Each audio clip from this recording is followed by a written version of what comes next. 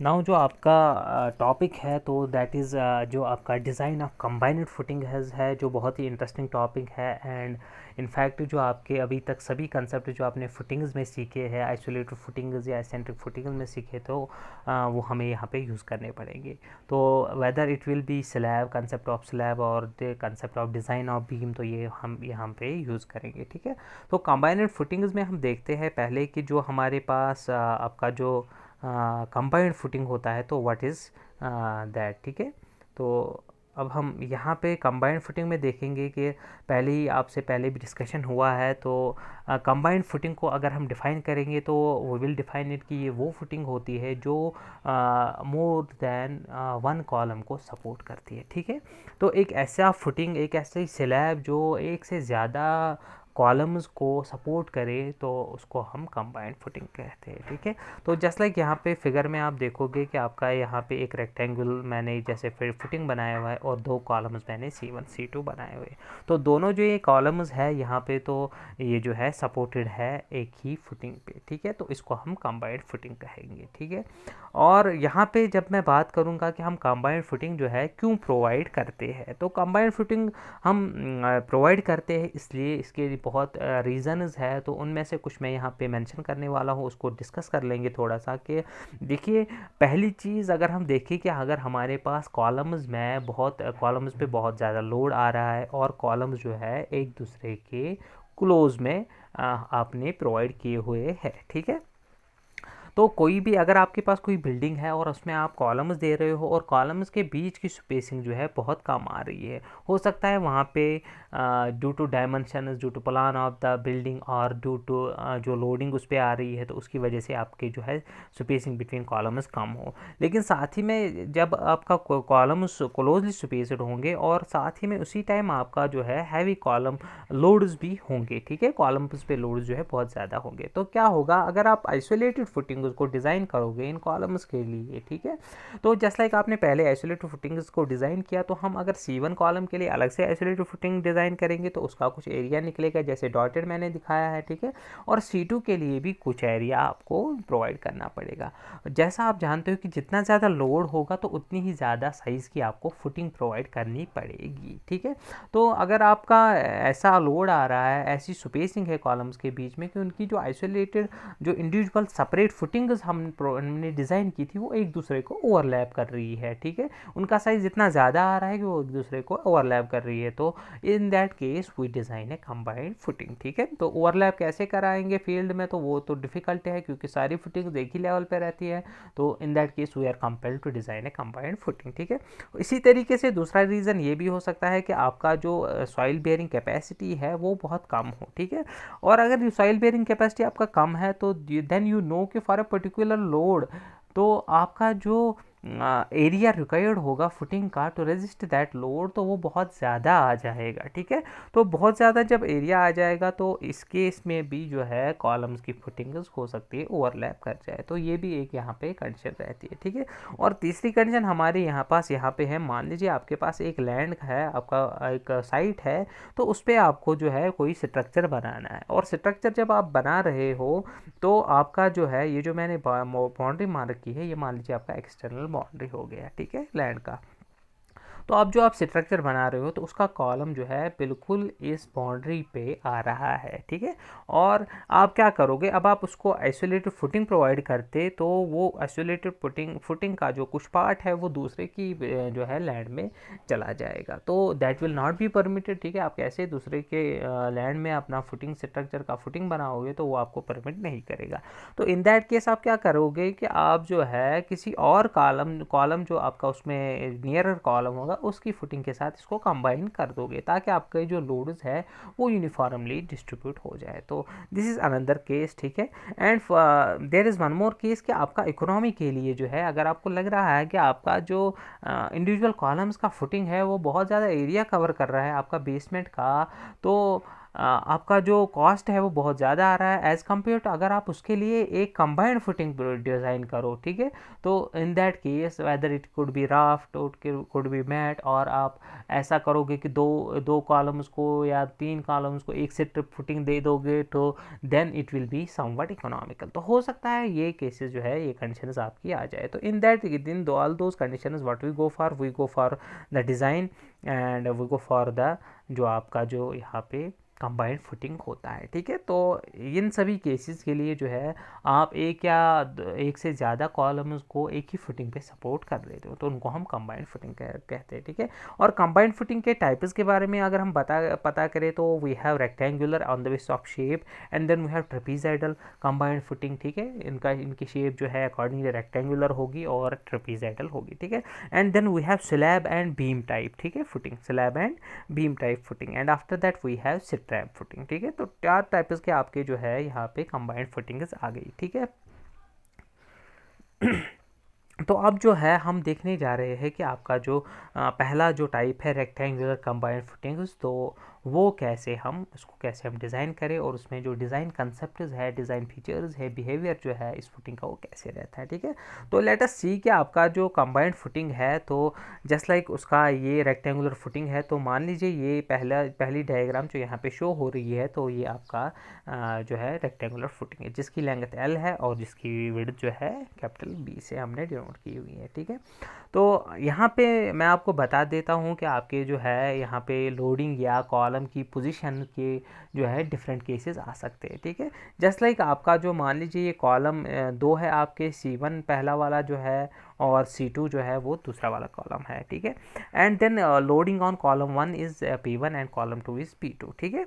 तो यहाँ से अब अगर हम कंटिन्यू करेंगे तो हम देखेंगे कि जो आपका जो है हो सकता है आपका कुछ ऐसा कुछ ऐसी मतलब ग्राउंड साइट हो कि आप जो है आपकी लेंथ जो है वो लिमिटेड नहीं होगी, ठीक है, उस पर कोई रेस्ट्रिक्शन नहीं होगी। तो in that case you will be allowed, you will be free to decide जो आपका जो है कॉलम के प्रोजेक्शंस है, ठीक है। तो बोथ साइड्स आपके जो कॉलम के जो है प्रोजेक्शंस है, ठीक है, यानी आपका जो from column to edge of the footing जो आपका ओवरहैंग रहता है, तो आप वो प्रोवाइड कर सकते हो फ्रीली। दूसरा केस ये हो सकता है कि आपका जो एक कॉलम है वो बाउंड्री लाइन पे है, प्रॉपर्टी लाइन पे है, और दूसरे कॉलम के पास आपको कोई रेस्ट्रिक्शन नहीं है लेंथ की। तो in that case only column 2 will be having the overhang और projection beyond the column face, ठीक है।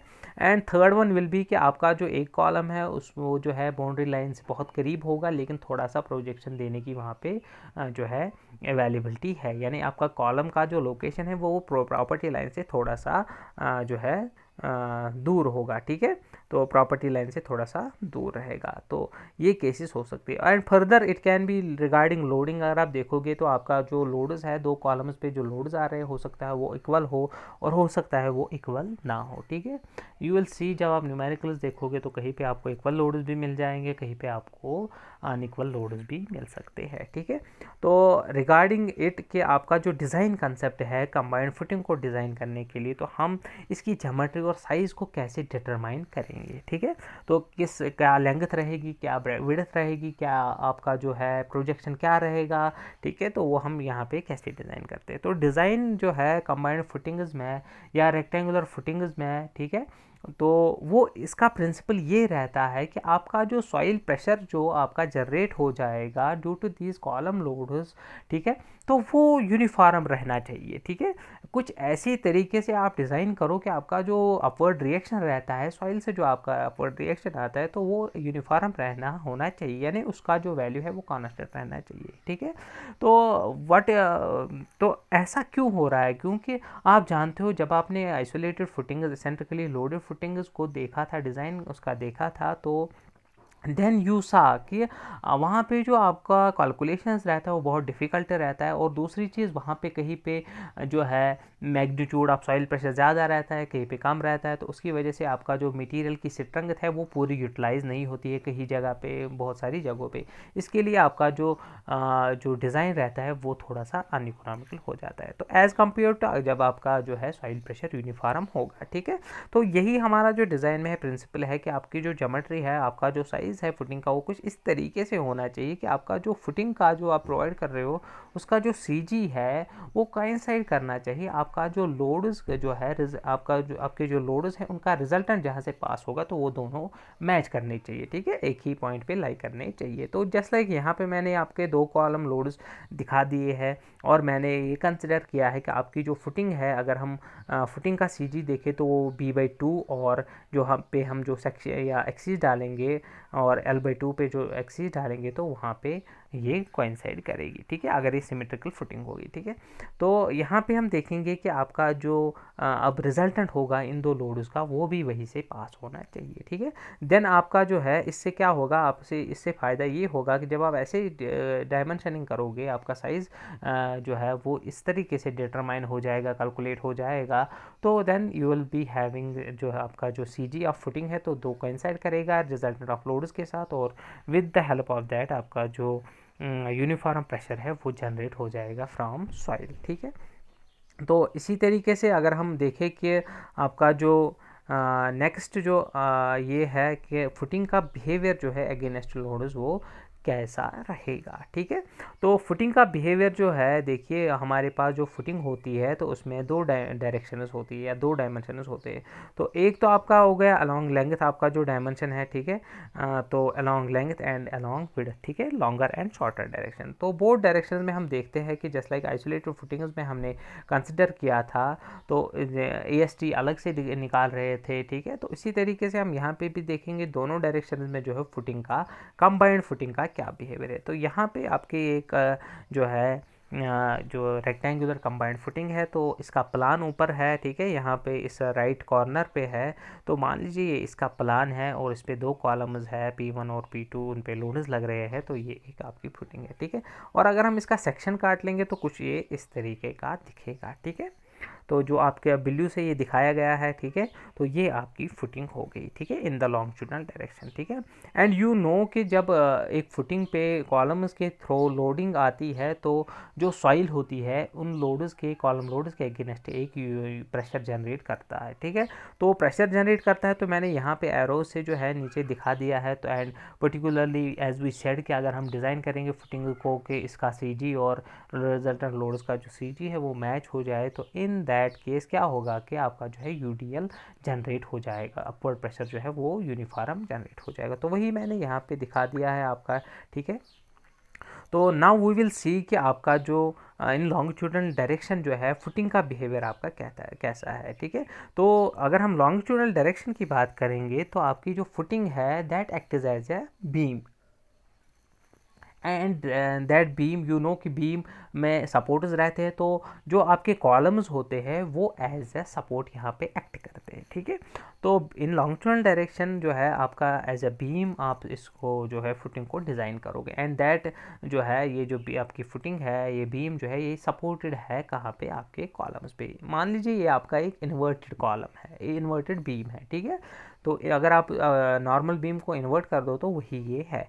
और फर्दर यहाँ पे एक चीज़ है कि यहाँ पे एंडस पे सपोर्ट्स नहीं है, यानी एंडस पे कॉलम्स नहीं है, बल्कि यहाँ पे जो है थोड़ा सा ओवरहैंगिंग पार्ट भी है। ठीक है, तो जस्ट लाइक आप कॉलम्स में देखते हो, बीम्स में देखते हो, जब ओवरहैंगिंग पार्ट रहता है तो वहाँ पे जो मोमेंट होती है, ठीक है, बेंडिंग मोमेंट होती है। ठीक है, यानी जो उस वहाँ पे बेंडिंग होती है, यहाँ पे जो डिफ्लेक्शन कर्व बनती है, तो उसी तरीके का बिहेवियर यहाँ पे भी होगा। ठीक है, तो अगर मैं यहाँ पे जो ओवरहैंगिंग पार्ट्स है आपके, तो अगर मैं यहाँ पे पहला जो लेफ्ट पार्ट है आपका, तो कॉलम पे आप, कॉलम जो है वहाँ पे आप जो है इसको मतलब सपो ये जो फिक्स कर दे। ठीक है, तो जब आप कॉलम पे इसको फिक्स कर दोगे तो आप देखोगे कि ये जो अब आपका ओवरहैंगिंग पोर्शन है तो ये ड्यू टू दिस UDL जो आपका सॉइल से लग रहा है तो इसकी वजह से ऊपर की तरफ बेंड हो जाएगा। ठीक है, तो this will bend in upward direction, ठीक है।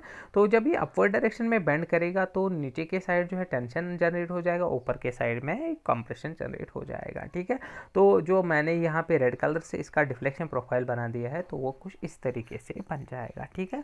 तो यू विल नो कि आपका जो रीइंफोर्समेंट होता है वो आप टेंशन साइड पे प्रोवाइड कर देती हो कंक्रीट में। तो when we will design this type of footing, ठीक है, तो देन जो आपका ओवरहैंगिंग पोर्शन के लिए एएसटी जो आप बार्स प्रोवाइड करोगे वो आप जो है जो स्टील है वो बॉटम पे प्रोवाइड करोगे एंड पोर्शंस के लिए, ठीक है। तो इसी तरीके से इस साइड में भी कुछ जो है आपका ये इसी तरीके से ये बिहेवियर रह जाएगा, ठीक है, इन दिस डायरेक्शन आल्सो, ठीक है। तो tension will be in the bottom and जो कंप्रेशन है वो टॉप पे रहेगा। लेकिन अगर हम इन बिटवीन की बात करें, जो आपका इन बिटवीन पोर्शन है, तो वहाँ पे हम बात कर लेते हैं कि डिफ्लेक्शन प्रोफाइल आपका कैसा रहेगा, ठीक है। तो इन बिटवीन मान लीजिए आपका जो ये कॉलम्स है वहाँ पे आप जो है दोनों कॉलम्स पे जो है आप मिडल पोर्शन को फिक्स कर दीजिए, ठीक है। अब आप देख लीजिए कि आपका जो यूडीएल है वो कैसे जो है वो यूडीएल जो सॉइल रिएक्शन है वो अपवर्ड्स लग रही है, तो इसकी वजह से जो आपका जो फुटिंग है वो अपवर्ड्स बेंड कर देगा, ठीक है। तो जस्ट लाइक यहाँ पे मैंने दिखा दिया है। एंड जो अभी ये अपवर्ड्स बेंड करेगी तो इसका मतलब है कि टेंशन जो है वो जो है टॉप्स के साइड से होगा, जैसे यहाँ पे दिखाया गया है, ठीक है। तो दिस विल बी हाउ जो है आपका जो है प्रोफाइल जो है बेंडिंग का या बिहेवियर जो है अगेंस्ट लोड्स जो है फुटिंग का इन लॉन्गिट्यूडनल डायरेक्शन रहता है, ठीक है। और आप ये याद रखो कि in longitudinal direction we will design this footing as a beam subjected to UDL. और यूडीएल कैसे हम निकालते हैं वो हमने पहले ही देखा है, ठीक है। तो वो हम आगे न्यूमेरिकल में देखेंगे, ठीक है। तो ये तो होगी लॉन्गिट्यूडनल डायरेक्शन की बात। अब हम बात करते हैं कि आपका जो शॉर्टर डायरेक्शन है, ठीक है। तो शॉर्टर डायरेक्शन में देख लीजिए ये आपका प्लान हो गया इस फुटिंग का, ठीक है। और अगर मैं इसको एक सेक्शन पे कट कर दूं तो मैं अगर व्यू देख लूँ इसका सेक्शनल व्यू तो कुछ इस तरीके का बन जाएगा, ठीक है। तो it will be like this, ठीक है। तो यहाँ पे भी आप जानते हो कि जस्ट लाइक पहले ही हमने ये जो डिस्कस किया हुआ है कि जो जो यूडीएल होता है ये अपवर्ड्स लगता है ऑन दिस फुटिंग एरिया, ठीक है। तो ये अलोंग विड्थ भी लगेगा और अलोंग लेंथ भी लगेगा। और हम यहाँ पे जो सेक्शन है अलोंग विड्थ देख रहे हैं, ठीक है। तो यहाँ पे कॉलम जो है कॉलम पे जो है ये जो है दोनों ओवरहैंगिंग पोर्शंस अलोंग विड्थ जो है वो सपोर्ट हो रही है। तो जस्ट लाइक आप आइसोलेटेड फुटिंग देख रहे थे, तो अगर आप इसको वैसे ही देखोगे तो आपको बिहेवियर इसका पता चल जाएगा, ठीक है। तो दिस इज इन जो आपका शॉर्टर डायरेक्शन है this is similar to an isolated footing in shorter direction, ठीक है। और आप जानते हो कि आइसोलेटेड फुटिंग जब हम शॉर्टर डायरेक्शन की जब आइसोलेटेड फुटिंग की जब हम बात करते हैं तो हम वहाँ पे जो डिज़ाइन करते हैं तो वहाँ पे जो कैंटिलीवर पोर्शंस होते हैं यानी कैंटिलीवर स्लैब्स जो होती है उनको जो कॉलम के जो है कॉलम के बाद जो आपका वहाँ पे पार्ट रहता है अप टू फुटिंग एज तो उसको हम as a cantilever slab design करते हैं। तो यहाँ पे भी वैसे ही ये as a cantilever slab act करती है, ठीक है। और this will bend on account of जो आपका जो सॉइल प्रेशर है अपवर्ड्स। क्योंकि आपका जो ये कॉलम है तो यहाँ पे ये फिक्स हो जाएंगे या यहाँ पे ये सपोर्टेड है, ठीक है। दिस विल जो in shorter direction the footing will behave as a cantilever slab supported on the column, ठीक है। तो ये आपका रेड कलर से आपका बेंडिंग प्रोफाइल हो गया, डिफ्लेक्शन प्रोफाइल होगा। तो tension will be on bottom part, ठीक है। तो reinforcement will be provided on bottom part, ठीक है। इनसे जो है आपका शॉर्टर डायरेक्शन है, ठीक है। तो अब हम इसके बाद देख लेते हैं। देखिए ये आपका बिहेवियर हो गया, ठीक है, फुटिंग्स का, ठीक है। तो दोनों डायरेक्शन में आपका फुटिंग का बिहेवियर आ गया। और इसके बाद अगर हम शॉर्टर डायरेक्शन ये जो है शॉर्टर डायरेक्शन की बात करेंगे तो जैसे हमने अभी डिस्कस किया कि बिहेवियर देखा, तो on the base of this behaviour वो इससे कि जो आपकी कंबाइंड फुटिंग होती है in shorter direction it behaves as a cantilever slab supported on column, ठीक है। तो ये आपका यहाँ पे बिहेवियर हो गया in both longitudinal and shorter direction. तो इसके बाद अगर हम देखें कि यहाँ पे हमें जो है शेयर फोर्स और बेंडिंग मोमेंट डायग्राम के हमारा जो है कैलकुलेशंस जो है वो ज़रूरत पड़ रही है, ठीक है। तो shear force and bending moment diagrams you are well aware about them, ठीक है। तो यहाँ पे मैं आपको जस्ट एक आइडिया बता देता हूँ कि यहाँ पे जो हमारी शेयर फोर्स और जो बेंडिंग मोमेंट डायग्राम्स बनती है तो कुछ इस तरीके की बनती है, ठीक है। तो यहाँ पे शेयर फोर्स जो है वो अपना जो नेचर है वो चेंज भी करता है, ठीक है। एंड बेंडिंग मोमेंट भी यहाँ पे जो है both sagging as well as hogging रहती है, क्योंकि आपने अभी देखा कि जो एंडस पे बेंडिंग मोमेंट रहती है वो जो है यहाँ पे अपवर्ड्स बेंड होता है, तो that is causing sagging in the जो आपका फुटिंग है, and in middle it is causing जो आपकी हॉगिंग है। तो विद रेस्पेक्ट टू दैट आपका जो है बेंडिंग मोमेंट डायग्राम कुछ इस तरीके से आ सकता है, ठीक है। और अगर आप मैंने यहाँ पे जो है बेंडिंग जो सैगिंग है उसको पॉजिटिव लिया है, हॉगिंग को नेगेटिव लिया है, तो अगर आप इसके साइन कन्वेंशन जो है इससे डिफरेंट ले लो तो आपका जो है BMD हो सकता है चेंज हो जाए, यानी उसका शेप इन द सेंस जो आपका नेगेटिव पार्ट है वो आपका जो है बी जो है टॉप पे आ जाएगा और पॉजिटिव पार्ट बिलो इसके एक्सिस के आ जाएगा, ठीक है, बीम के आ जाएगा। तो that will not matter because आपका जो मैग्नीट्यूड है मोमेंट इसका वो तो सेम ही रहेगा। सिमिलरली शेयर फोर्स भी सेम ही रहेगा magnitude, and we are concern with the magnitude and we know actual behaviour and we are going to provide the reinforcement जो है as per the actual behaviour. तो actual behaviour जो footing का होगा तो वो कुछ इस तरीके का होगा, both in longitudinal as well as in shorter direction, ठीक है। तो ये आपका जो है अब आपका जो है कंबाइंड फुटिंग का थोड़ा सा डिस्कशन हो गया। इसके बिहेवियर के बारे में हमने देखा कि इसको डिज़ाइन कैसे करना है, डिज़ाइन में हमारा प्रिंसिपल क्या रहता है, और अलॉन्ग लॉन्गिट्यूडनल डायरेक्शन ये कैसे एक्ट करती है, और अलॉन्ग जो आपका जो विड्थ है शॉर्टर डायरेक्शन है तो उस डायरेक्शन में ये कैसे आपका यहाँ पे बिहेव करता है, ठीक है। तो विद दिस जो है आई थिंक आपका जो है डाउट क्लियर हो गया होगा, और आपके जो कंसेप्ट है रिगार्डिंग कंबाइंड फुटिंग्स तो वो सॉल्व हो गई। आपका जो इसका जो है रिक्वायरमेंट है वो क्या है तो वो हमने यहाँ से देख लिया, ठीक है। अब इसके बाद हम देखेंगे कि आपका जो इसका डिज़ाइन है, तो डिज़ाइन सीखने के लिए हम यहाँ पे एक न्यूमेरिकल जो है वो जो है यहाँ पे आपका एक न्यूमेरिकल देखेंगे इसके बाद, ठीक है।